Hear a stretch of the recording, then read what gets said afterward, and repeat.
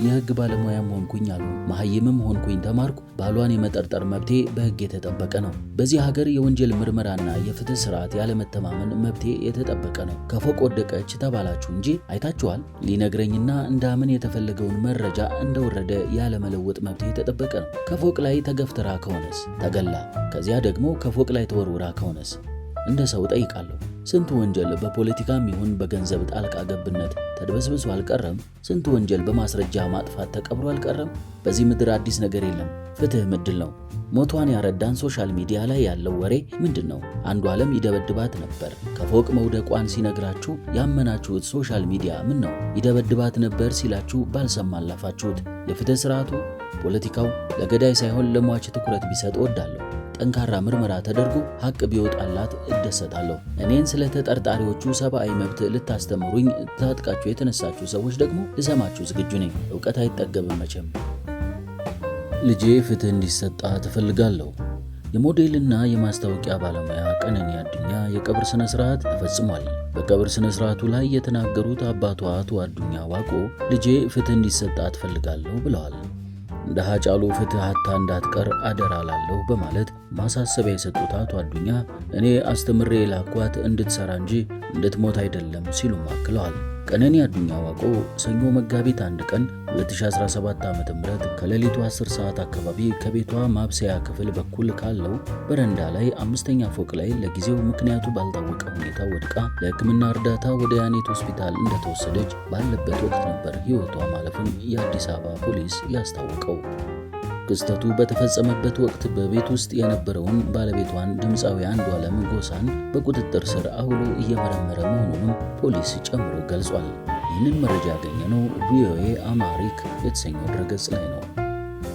ሰላም የቻናላችን ቤተሰቦች፣ በሞዴልና እንደዚሁም የማስታወቂያ አክትረስ በሆነችው በቀነኒ አዱኛ አሟሟት ዙሪያ ላይ የተለያዩ ዘገባዎች እያደረስን እንገኛለን። እንግዲህ አሁን ፖሊስ ባወጣው መረጃ መሰረት ስለ አሟሟቷና አንዳንድ መረጃዎችን ይፋ አድርጎልናል። እሱን እንደሚከተለው እናቀርባለን። በዚህ ዙሪያ ላይ የተለያዩ የህግ አካላት ሀሳባቸውን በራሳቸው ገጽ ላይ እያሰፈሩ ህብረተሰቡ እየተወያየበት ይገኛል። በመጀመሪያ የምናቀርብላችሁ አንድ የህግ አማካሪና ጠበቃ የሆነች እህታችን በፌስቡክ ገጿ ላይ ያሰፈረችውን ይሆናል። እሱን ተከትሎ ደግሞ ሀሳቧን ደግፈውና ተቃውመው የጻፉትንም እንደዚሁ የምናቀርብላችሁ ይሆናል። ፖሊስ ስለ ቀነኒ አዱኛ የአሟሟት ሁኔታ የገለጸውን በዝርዝር እናስደምጣለን። የአዲስ አበባ ፖሊስ አርቲስት አንዷለም ጎሳን ከእጮኛው ሞት ጋር በተያያዘ በቁጥጥር ስር እንደዋለው ገልጿል። የአዲስ አበባ ፖሊስ ታዋቂው ድምፃዊ አንዷለም ጎሳን ከእጮኛው ቀነኒ አዱኛ ሞት ጋር በተያያዘ በቁጥጥር ስር አውሎት ምርመራ እያደረገበት መሆኑን አስታወቀ። ቀነኒ አዱኛ መጋቢት 01 2017 ዓ.ም ሌሊት 10 ሰዓት አካባቢ እጮኛዋ ጋር ከሚኖሩበት ህንፃ 5ኛ ፎቅ በረንዳ ላይ ለጊዜው ምክንያቱ ባልታወቀ ሁኔታ መውደቋ ለህልፈቷ ምክንያት መሆኑን ፖሊስ አመልክቷል። በማህበራዊ ሚዲያ በርካታ ተከታዮች ያሏት ቀነኒ ሞቷን ተከትሎ በርካቶች ሀዘናቸውን ከመግለጽ ባሻገር ለሞቷ ምክንያት እንዲጣራላቸው እየጠየቁ ይገኛሉ። ክስተቱን ተከትሎ የአዲስ አበባ ፖሊስ ምርመራ እያካሄደ መሆኑን ገልጾ ሟቿ ቀነኒ አዱኛ ከበረንዳ ላይ በወደቀችበት ወቅት ቤት ውስጥ የነበረውን ባለቤቷን ድምፃዊ አንዷለም ጎሳን በቁጥጥር ስር በመዋል ምርመራ እያደረገ መሆኑን አሳውቋል። ፖሊስ የሟቿ አስከሬን ላይ ተጨማሪ ምርመራ እንዲደረግ ወደ ዳግማዊ ምኒልክ ሆስፒታል መውሰዱን የገለጸ ሲሆን የአርቲስት አንዷለም ማኔጀር ሌሊሳ አንድሬስም ይህንን አረጋግጦ የቀብር ስነ ስርዓቷ ረቡዕ በቅድስት ሥላሴ ካቴድራል ቤተክርስቲያን ተፈጽሟል። ቀነኒ ከሚኖሩበት ህንፃ መውደቋንና ንጋት 11 ሰዓት አካባቢ መሞቷን ሌሊሳ ተናግሮ አንዷለምና ቤተሰቦቿ ወድቃ እንዳገኟትም አሳውቋል።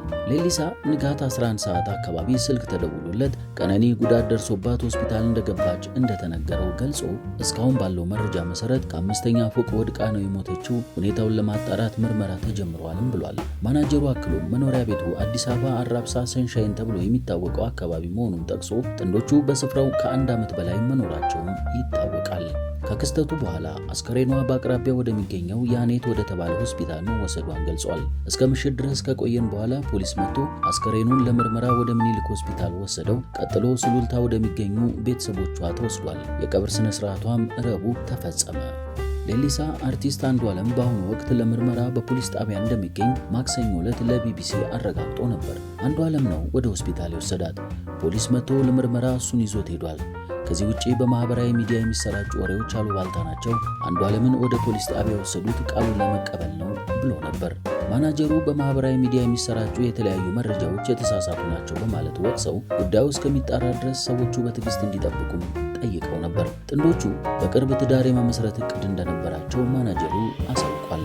በኢንጂነሪንግ ዲግሪ ከአርባ ምንጭ ዩኒቨርሲቲ የተመረቀችው ቀነኒ በሞዴሊንግና በማስታወቂያ ስራዎች በማህበራዊ ሚዲያ ዝናን ያተረፈች ልጅ ናት። በሚቀጥለው ቅዳሜ ልደቷን ለማክበር በሚል ፎቶዎቹን እየተነሳች እንደነበረም ከቅርብ ሰዎቿ ለመረዳት ተችሏል። ታዋቂው የኦሮሞኛ ቋንቋ ድምፃዊ አንዷለም ጎሳ በአሁኑ ወቅት በፖሊስ ቁጥጥር ስር የሚገኝ ሲሆን የቀነኒን ሞት በተመለከተ የአዲስ አበባ ፖሊስ የሚያካሂደው ምርመራ አጠናክሮ ሲጨርስ ውጤቱን ለሕዝብ ይፋ እንደሚያሳውቅ ገልጿል።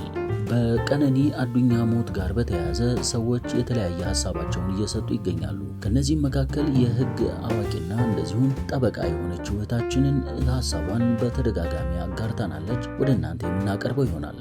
ወንድ ልጅና ጉልቻ ቢቀያየሩ ዋጋ የለውም። እንደ ታዋቂና ዝነኛ ሰው አስፈሪ ፍጡር የለም። ዝና ከእጽ ሁሉ ይከፋል። ታዋቂነት ባለጌነትን፣ ትዕቢትን፣ ማን አለብኝነትን ያመጣል። በተለይ ህይወት በቅጡ ሳትታገላቸው፣ በቅጡ ሳይማሩ፣ ዝቅ ብለው ሳይኖሩ፣ በዕድሜ ሳይበስሉ ድንገት ተስፈንጥረው የዝና ማማ ላይ የሚሰቀሉ ሰዎች እጅግ አደገኛ ወደሆነ እንስሳ የመለወጥ ዕድላቸው ከፍተኛ ነው። ዝናን በቅጡ ማስተዳደር ዋጋ ያስከፍላል። ያንን ስንቱ ይችለዋል? ስንቱስ ችሎታል?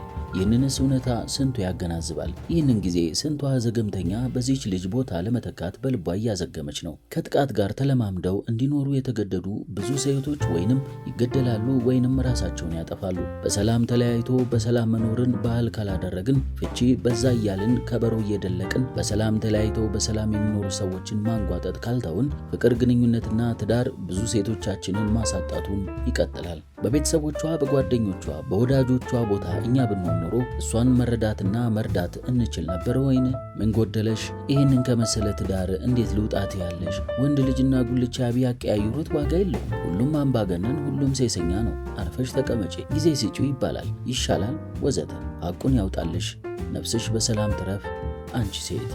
ይህንን ጽሑፍ ካጋራች በኋላ ወደ 48 የሚጠጉ ሰዎች ሀሳባቸውን ደግፈውና እየተቃወሙ ጽፈዋል። ከነዛ መካከል ውሃ የሚያነሱትን መርጠን እናቀርባለን።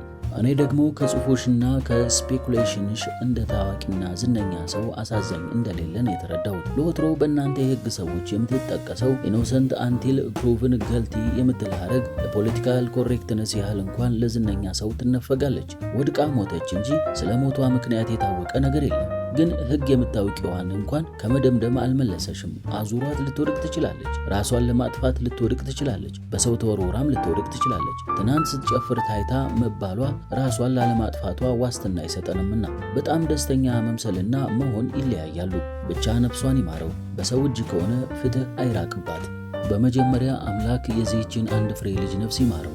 የሞቷን መንስኤ ህግ የያዘውና የሚያወጣው በመሆኑ ከዚህ በላይ ምንም ማለት አይቻልም። ቤተሰብ የህብረተሰብ መሰረት ነው ይባላል። አሁን እንደ ሀገር እንደ ህዝብ ያለንበት ምስቅልቅል ከዚህ ተቋም ቀውስ ጋር የተያያዘ ነው። ትኩረት የተሰጠውም አይመስልም። በፍርድ ቤት ከሚታዩት የግድያ ወንጀሎች የሚበዛው በፍቅረኞች መካከል አንዱ ሌላኛውን ነፍስ እያጠፋ ነው። በዚህም ብዙ ቤቶች እየፈረሱ፣ ልጆች ያለ ወላጅ እየተበተኑ ነው።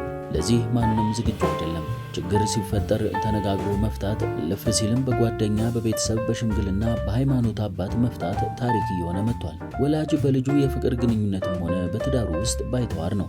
እንዴት ነው ብሎ መጠየቅም እንደ ነውር ተቆጥሯል። እንደ ህብረተሰብ ችግሩ ወጥቶ ካልተነጋገርንበት፣ ካልተወያየንበት መጪው ጊዜ ያስፈራኛል። እኔ የሚያሳስበኝ የትኛዋም ወጣት ሴት የሚያጋጥማትን የትኛውም አይነት ጾታዊም ሆነ ሌላ ፈተና የምታሸንፍበትን ጠንካራ ስነ ልቦና እንዴት እንፍጠር የሚለው ብቻ ነው። አቢዩዝ ስትደረግ አይሆንም ብላ ማድረግ ያለባትን የህግም ሆነ ሌላ መፍትሄ የምትፈልግ፣ በትዳሯና መጥፎ ቦይፍሬንድ ቢገጥማት ራሷን ማጥፋት እንደ አማራጭ የማትወስድ፣ ይልቁንም በርትታ ለራሷ የምትቆም እንድትሆን ማድረግ ካልቻልን ሌላውን ጉንጭ ማልፋት ነው የሚሆነው። ሴቶች ጠንካራ ስነ ልቦና ካልኖረን ድረስ አስቢው፣ አቢዩዘሮች ላይ ስንጮህ ብንውል፣ ሁሉንም ዳፋ ወደ ወንድ ላይ ብንደፈድፍ ብንኖር፣ አንዱ አንዱን እየተካ ከመሄድ ውጭ ምንም ለውጥ እንዳልመጣ ምስክር ነን። ብቻ በምንም ምክንያት ሞተች የሚለውን ትተን ሞቷ በራሱ ያስቆጨናል እንደ ቤተሰብ። እኔ እውቅናና ጥቃት ብዙ ጊዜ ተሳስረው ያለው ያልገባኝ ነገር ነው። ለምንድን ነው እውቅና ያላቸው ሰዎች ለጥቃት ቅርብ የሆኑት? በስራ አጋጣሚ የሚያየሁት ይህንን ነው። አንድ የታዋቂ ግለሰብ ሚስት ሆና ደስታዋ ያለው ሶሻል ሚዲያ ላይ ብቻ ነበር። ከቤት መውጣት ራሱ አይፈቀድላትም። እስረኛው ነበረች ማለት ይቻላል። በፍቺ ተለያይተው ከሀገር ስትወጣ ነው እረፍት የተሰማት። ግለሰቡ ውጭ ላይ ያለው ዝናና ቤቱ ውስጥ ያለው ጨካኝነት እንቆቅልሽ ነው። ፐርሰምፕሽን ኦፍ ኢኖሰንስ ኦር ዘ ኡኖስ ኦፍ ፕሩፍ ኦር ሪቨርስ ኡኖስ። ህንድን በመሰሉ ሀገራት ከጋብቻ ጥሎች ጋር የተያያዘ ግድያ ዳውሪ ዴዝ አለ። አዲሷ ሙሽራ በሚደርስባት በደል ራሷን ታጠፋለች ወይም በባሏ ወይንም በባሏ ቤተሰቦች ትገደላለች። በዚህ ጊዜ ባሏ ወይንም የባሏ ቤተሰቦች በወንጀል የሚከሰሱ ሲሆን የሴቲቱ ሞት ከነሱ ጋር በተያያዘ እንዳልሆነ ወይንም እንዳልገደሏት ማረጋገጥ አለባቸው። የማስረዳት ሸክም በአቃቤ ሕግ አይኖርም። ንጹህ መሆናቸውን የሚያረጋግጡት ራሳቸው ናቸው። ይህ አሰራር ሪቨርስ ኡኖስ ፐርሰምፕሽን ኦፍ ኢኖሰንስ አጠቃላይ መርህ ልዩ ድንጋጌ ኤክሴፕሽን ነው። እዚህ ሀገር በሴት ልጅ ጥቃት ተጠርጥረው የሚታሰሩ ሰዎችን ለመዳኘት ቢውል ብዬም የምመኘው አሰራር ነው። የተጀመረው የወንጀል ምርመራ ይፋፋም፣ ሐቁ ይውጣልን። በተያያዘ ዜና በአዲስ አበባ ልደታ ክፍለ ከተማ ወረዳ 6 ካርል አደባባይ አካባቢ በሚገኝ የንግድ ባንክ ቅርንጫፍ አንድ ግለሰብ 2 ሰዎችን ገሎ ራሱን እንዳጠፋ የአዲስ አበባ ፖሊስ አስታወቀ። ክስተቱ ያጋጠመው ማክሰኞ መጋቢት 02 2017 ዓ.ም ሲሆን ለ3 ሰዎች ሞት ምክንያት የሆነው ሁኔታ የተፈጠረው የፍቅር ጥያቄን ምላሽ አላገኘልኝም በሚል ምክንያት መሆኑንም ፖሊስ ተናግሯል። አቶ ሽፈራው ረጋሳ የተባለ የባንኩ የጥበቃ ሰራተኛ ለስራ ባልደረባው የፍቅር ጥያቄ ያቀርብላታል። ምላሽ ባለማግኘቱም ግለሰቧንና ከግለሰቧ ጋር የፍቅር ግንኙነት አለው በሚል የጠረጠረውን ሌላ ባልደረባውን በመግደል ራሱን እንዳጠፋ ፖሊስ አስታውቋል። ግለሰቡ የፍቅር ጥያቄ ያቀረበላት ወይዘሪት ሀና ተስፋ የተባለች የ32 ዓመት ወጣትና አቶ ንጉሴ ብርሃኑ የተባለ የሥራ ባልደረቦቹን በጥይት ተኩሶ ነው የገደለው። የአዲስ አበባ ፖሊስ የሕዝብ ግንኙነት ኃላፊ ኮማንደር ማርቆስ ታደሰ እንደገለጹት ወንጀሉን የፈጸመው የጥበቃ ሰራተኛ ካለተራው ሌላ ሰራተኞችን ተክቶ በመግባትና ከምሽቱ የጥበቃ ሰራተኞች የጦር መሳሪያ በመቀበል ግድያውን ፈጽሟል። ግለሰቡ ግድያውን የፈጸመው ተጠርጣሪው ወደ ዕለታዊ ስራቸው እስከሚገቡ ድረስ በመጠበቅ መጀመሪያ አቶ ንጉሴ ብርሃኑ የተባለውን ግለሰብ በ2 ጥይት መትቶ መግደሉን ኮማንደር ማርቆስ ይገልጻሉ። ግድያው ማክሰኞ መጋቢት 2 ቀን 2017 ዓ.ም ጠዋት ከ1 ሰዓት ተኩል እስከ ለ2 ሩብ ጉዳይ ድረስ ባለው ጊዜ ውስጥ መፈጸሙን የተናገሩት የአዲስ አበባ ፖሊስ ቃል አቀባይ በሁለቱ ግድያዎች መካከል እስከ 15 ደቂቃ የሚሆን የጊዜ ክፍተት እንደነበረም አመላክተዋል። ግድያውን የፈጸመው ግለሰብ ባልደረባውን ተኩሶ ከገደለ በኋላ ሌላኛዋን የጥቃቱን ሰለባን ከመግደሉ በፊት ከድርጊቱ እንዲቆጠብ መጠየቁን፣ ነገር ግን ፈቃደኛ እንዳልነበር ተገልጿል። ግለሰቡ መሳሪያውን እንዲያስቀምጥና እጁን እንዲሰጥ በተደጋጋሚ ጥያቄ ቀርቦለት የነበረ ሲሆን በዚህ መካከልም ወደ ባንኩ አንደኛ ፎቅ በማምራት የፍቅር ጥያቄውን አልተቀበለችም ያላትን በተመሳሳይ ሁኔታ በጥይት መትቶ መግደሉን ፖሊስ ይገልጻል። ግለሰቡ ሁለቱም ባልደረቦቹን ከገደለ በኋላ በያዘው መሳሪያ የራሱንም ሕይወት እንዳጠፋ የአዲስ አበባ ፖሊስ የሕዝብ ግንኙነት ኃላፊ ገልጸው በክስተቱ በአጠቃላይ የ3 ሰዎች ሕይወት ጠፍቷል። ሁለቱ ሟቾች ወይዘሪት ሀና ተስፋይና አቶ ንጉሴ ብርሃኑ የፍቅር ግንኙነት እንደነበራቸው የሚጠቁሙ ፎቶግራፎች መገኘታቸውን የጠቆሙት ኃላፊው ፖሊስ በምርመራው ስለ ግንኙነታቸው እንደሚያጣራም ይገልጻል። ከዚህ ክስተት ጋር በተያያዘ ፖሊስ እያካሄደ ያለውን የምርመራ ሂደት እንደሚቀጥልም ሲያስታውቅ ስለ ግድያው ተጨማሪ መረጃ ለማግኘት ጥረት እናደርጋለን። እንዳገኘን ወደ እናንተ የምናደርስ ይሆናል። ቻናሉን ሰብስክራይብ ስለምታደርጉ እናመሰግናለን። ሰላም ሁኑ።